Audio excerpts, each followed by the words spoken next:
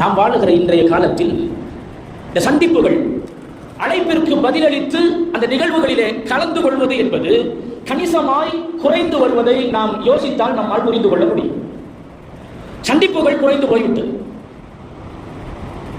முந்தைய காலத்தில் சில ஆண்டுகளுக்கு முன்னால் ரமலானுடைய மாதமாக இருந்தால் உறவுகள் ஒரு வீட்டிலே ஒன்று சேர்ந்து சஹர் இஃப்தார் நிகழ்ச்சிகளை எல்லாம் ஒரு வீட்டிலே இருந்து ஒற்றுமையாய் அவர்கள் அணுகிய நாட்கள் உண்டு.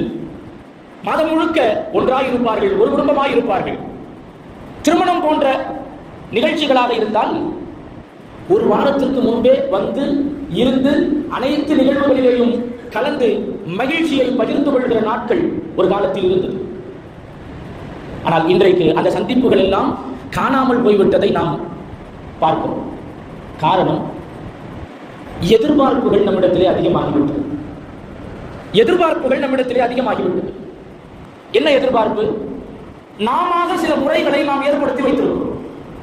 திருமணத்திற்கு போனா இதை வாங்கிட்டு போனோம், இந்த முறையை நாம செய்யணும். வீடு குடிமுறதா இருந்துச்சுன்னு சொன்னா இதை நாம வாங்கிட்டு போனோம், இந்த முறை, இதை செய்யறது முறை. இப்படி ஒரு சில குறிப்பிட்ட நிகழ்வுகளுக்காக வேண்டி சில முறைகளை நாம ஏற்படுத்தி கொண்டோம். அப்படி ஏற்படுத்திக்கிட்டது ஒரு பக்கம். இன்னொரு பக்கம், நாம் யாருக்கெல்லாம் அந்த முறைகளை செய்கிறோமோ அவர்களும் நம்முடைய விசேஷங்களில் அந்த முறைகளை செய்ய வேண்டும் என்று நம்ம எதிர்பார்ப்பவர்களும் உண்டு. நம்ம எதிர்பார்ப்பவர்களும் இருக்கிறார்கள். இது ஆகப்பெரிய தவறு என்பதை நாம் உணராமல் இருந்து கொண்டிருக்கிறோம்.